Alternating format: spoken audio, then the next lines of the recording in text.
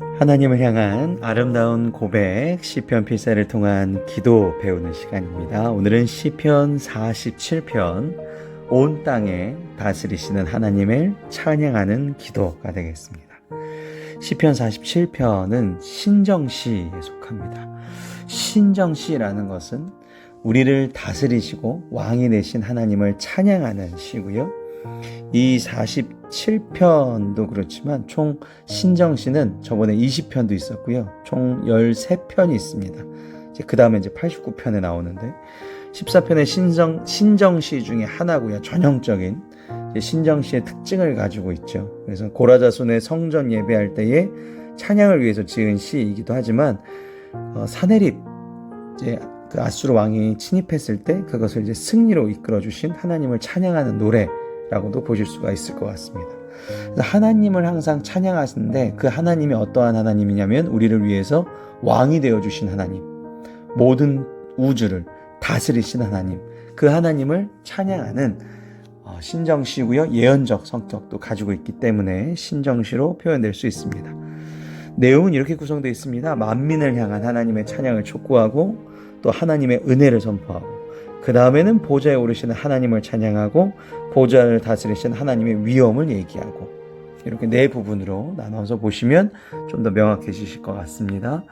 그러면 시편 47편 온 땅을 다스리시는 하나님 찬양의 기도 시작하도록 하겠습니다.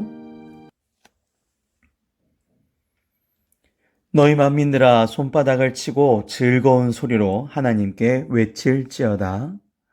자, 온 세계의 온 세상을 온 우주를 다스리시는 하나님을 찬양하라. 이거는 이제 신정시의 대표적인 주제이죠. 그래서 47편도 온 세계 하나님을 찬양하라가 나오는데요. 뒤에 보시면 손바닥을 치고 즐거운 소리로 하나님께 외칠지어다라는 표현이 나옵니다. 열왕기하 11장 12절에 보시면 왕의 즉위식에 관련된 표현이 이런 표현을 써요. 그러니까 우주의 왕이신 하나님께서 우리의 왕에 오르시는 뉘앙스의 표현이 되실 수가 있겠습니다. 자, 2절 지존하신 여호와는 두려우시고 온 땅에 큰 왕이 되심이로다. 총 세 가지로 표현이 됐어요. 2절만 보시면 첫 번째는 지존하신, 이게 엘론이라는 원어를 가지고 있고 우주를 통치하신 하나님이라는 거죠.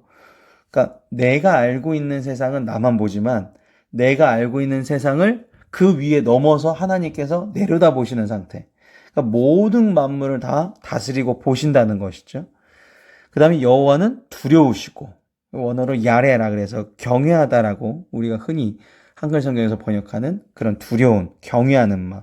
그러니까 피조물은 창조주를 항상 두려울 수밖에 없죠.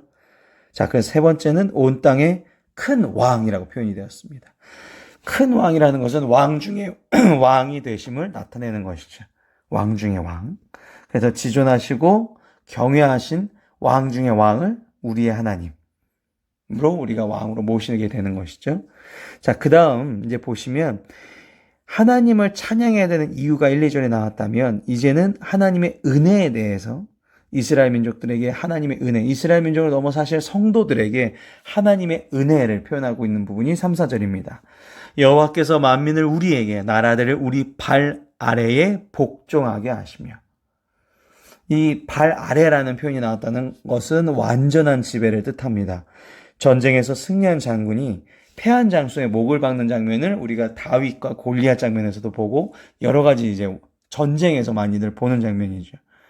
그러니까 모든 나라들, 모든 우리가 속해 있는 것들이 다 하나님 아래에 있다라는 것이고요. 하나님이 지배하신다.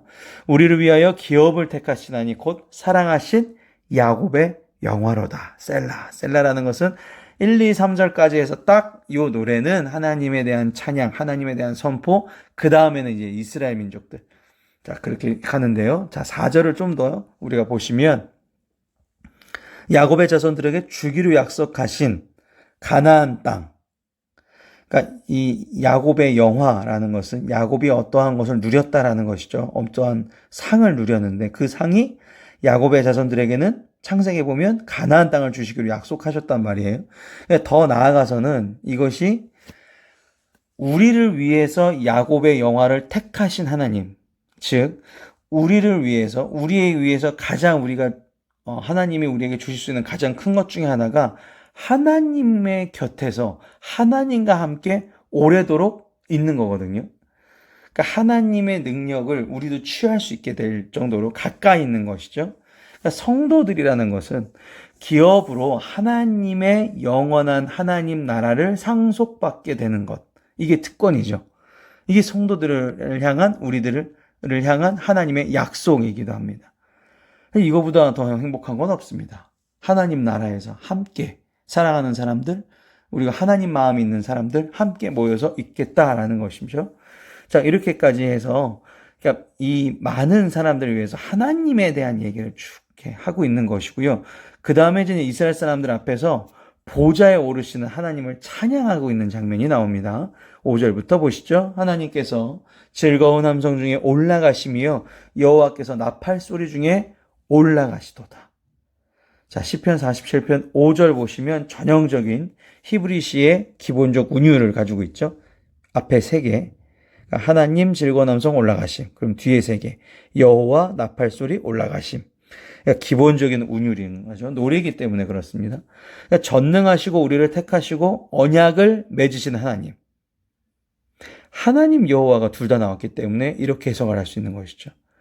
엄청나게 전능하신 분이신 거죠. 온 우주의 통치자시는데 지금 우리가 지금 달에 나중에 이제 이 지구가 멸망할 것을 대비해서 달에 무슨 창고를 하나 만든다 그래요. 그래서 이제 이 지구에 있는 모든 유전자들을 달 어느 이제 동굴 같은 곳에 이렇게 보관해 놓는다 그러는데 그걸 위해서 로켓을 몇백 번을 왔다 갔다 해야 되고 그런 작업을 이제 하고 있는데 그러니까 그게 제일 가까운 거거든요. 그러니까 로켓으로 한 4일 정도 가면 달에 가는데 이게 제일 가까운 거예요. 근데 화성만 보더라도 지구 바로 옆에 있는 행성 화성만 보더라도 로켓을 타고 6개월 이상을 가야 되거든요. 근데 이게 이 우주 은하계만 있는 게 아니라 우리가 보는 우주 은하계 넘어서 이게 또 몇만 개가 있는지 모른다 그래요. 그러니까 이게 얼마나 우리가 상상할 수 없는 엄청난 우주입니까? 근데 그 엄청난 우주를 다스리신 하나님이 여호와 우리를 택하셨다라는 것이죠.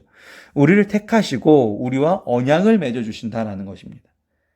그런데 여기 앞에 보시면 하나님 옆에 즐거운 함성이 붙고요. 여호와 옆에 나팔 소리가 붙습니다. 그러니까 정말로 기쁜 축제란 말이에요. 근데 축제를 넘어서 여호와, 저 하나님, 그러니까 우리가 상상할 수도 없는 전능하신 하나님을 우리가 기쁨으로 찬양하는 걸 넘어서 그 하나님을 우리를 택하시는 것에 이제는 감동이 오는 거죠. 그러니까 나팔 소리, 약간 웅장한 분위기로 바뀌어지게 되는 겁니다. 그래서 그렇게 노래를 구성했다고 보시면 되고요. 이 5절에 사실 중요한 거는 이 뒤에 있는 부분입니다. 올라가심. 올라가셨다라는 거죠. 하나님한테 올라가셨다라는 표현을 쓸 필요가 없죠, 사실은. 왜냐하면 하나님은 원래 탑에 계시니까 맨 위에 계시잖아요. 근데 하나님한테 올라가심이라는 표현을 쓴 것은 낮은 곳에서 높은 곳으로 올라가다라는 뜻이죠. 그러니까 다시 말하면 성육신을 하신 하나님께서 우리를 위해서 낮아지는 모습으로 예수님이 되셨는데 그 예수님이 이제 성육신하신 그리스도의 지상 사역이 다 마쳐지고 나서 예수님이 제자들과 함께 했던 모든 사역들이 마치고 나서 승천하시는 장면을 우리가 연상할 수 있다. 이게 이제 5절입니다. 표현이. 6절 찬송하라 하나님을 찬송하라 찬송하라 우리 왕을 찬송하라. 전형적인 노래 구조죠. 하나님 우리 왕 이렇게 나왔습니다. 하나님이 이게 똑같은 표현이에요. 여기 5절에도 하나님 한 다음에 여호와가 4절에도 나온 것처럼 6절에도 하나님 하고 우리 왕 이렇게 나왔죠. 전능하신 하나님이 우리를 택해 주셨다라는 것이죠. 이게 여호와. 그러니까 전능하신 하나님이 우리의 왕이 되어 주신다. 그러니까 성도들은 뭐 할 수밖에 없어요. 사실 찬양할 거 말고는 의미가 없어요. 우리가 요거 달라고 했고, 우리는 이제 요렇게 조그만한 세상에서, 우리가 보는 세상에서 요게 필요하고 이렇게 얘기를 하고 있지만, 사실 이 전능하신 하나님은 모든 섭리하심, 모든 역사, 하나님의 계획 속에 우리에 있는 것들의 가장 필요한 부분을 이미 사실 알고 계신 것이죠. 자, 7절. 하나님은 온 땅의 왕이심이라 지혜시로 찬송할지어다. 온 땅의 왕이신데 이 온 땅의 왕을 지혜의 시로, 지혜의 시라는 것은 이 시편에도 표제로 한 13번 정도 사용되어져도 그래요. 찬양을 통하여 영적 지혜와 교훈을 얻을 수 있는 내용을 말할 때 보통 지혜의 시라는 표제가 붙습니다. 그러니까 하나님을 찬양하면서, 그러니까 앞에 왜 찬양하라 찬양하라가 계속 반복됐냐면 하나님을 찬양할 때 영적 지혜와 교훈을 얻을 수 있다라는 것이죠. 그러니까 하나님을 찬양할 때 영적 지혜와 교훈을 얻을 수 있다. 이렇게 한번 생각해 보시면 내가 기도할 때 뭐부터 시작해야 되느냐? 그렇죠? 찬양부터 시작해야 된다는 것이죠. 그래서 제가 항상 얘기 드리죠. 잠깐고의 찬양, 감사, 고백, 회개.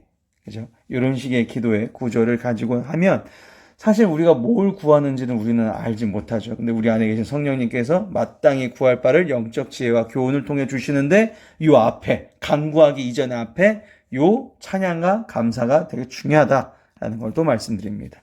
자, 마지막이죠. 보좌에 다스리시는 하나님의 위엄을 나타냅니다. 8절 9절. 하나님이 뭇백성을 다스리시며 하나님이 그의 거룩한 보좌에 앉으셨더라. 야, 뭇백성을 다스리시는 하나님이 그의 거룩한 보좌에 앉으셨대요. 이거 지금 누구 얘기할까요? 예수 그리스도 얘기입니다. 그러니까 지금 재림 때 예수님이 성령시사연 끝나고 다시 올라가는 승천 장면을 아까 묘사했다 그러는데 예수님께서 올라가셔서 어디에 앉아 계시죠? 하나님의 보좌 우편에 앉아 계셔요. 왜 그러실까요?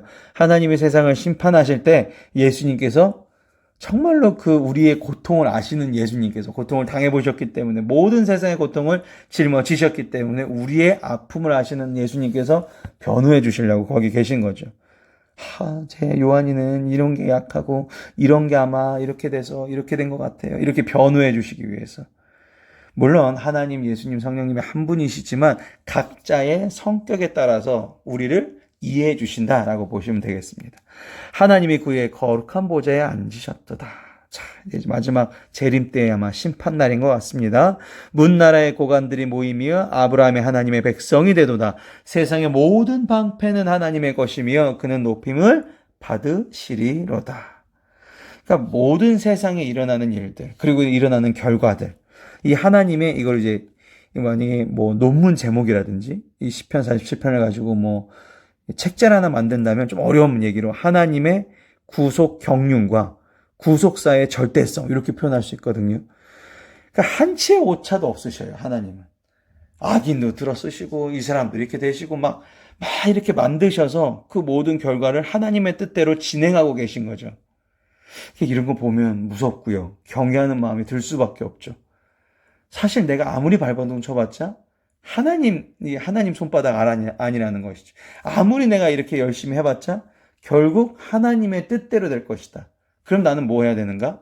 간단하죠. 내 의지로 시작하는 행동이 아니라 하나님의 생각으로 시작하는 행동들을 매일매일 하시면 되겠습니다. 대충 살고 무조건 교회 가서 기도만 하는 얘기가 아니죠.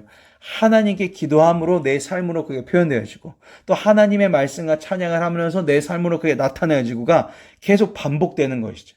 사실 하나님은 우리가 기도로서 뭘 구해야 될지도 알고 계신데 지켜보고 계시는 거예요. 얘가 기도할 때 어떻게 고백하는가.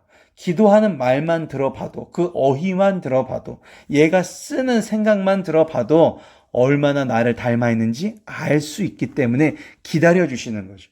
그러니까 우리가 하나님의 계획에 동참한다는 것은 결국 하나님의 생각을 매일매일 받으려고 한다라는 의지로부터 출발이 됩니다. 오늘도 시편 47편 보셨습니다. 하나님의 계획하심에 순종하시는 저와 여러분 되시기를 바랍니다. 오늘 마지막 기도 전능하신 하나님께 드리는 기도 하시겠습니다. 전능하신 하나님 아버지, 전능하신 하나님의 섭리하심에 표현할 수 없는 경외감을 느낍니다. 제가 상상할 수 없는 온 우주와 지구의 모든 일들을 통치하시고 다스리시는 하나님, 제가 주님의 계획에 집중할 수 있도록 하여 주시옵소서. 주님께서 저에게 영적인 삶에 영원한 부귀와 영원한 하나님 나라를 약속하여 주셨지만 저는 아직도 먼지로 돌아갈 것들에 대해 만족을 얻으려 하고 있습니다. 주님과 온종일 교제하며 받는 축복을 감사하는 데서 더 큰 기쁨을 얻기를 원합니다. 의미 있는 것에 집중할 수 있도록 도와주시옵소서. 사랑과 은혜가 충만하신 예수님의 이름으로 기도드렸사옵나이다. 아멘.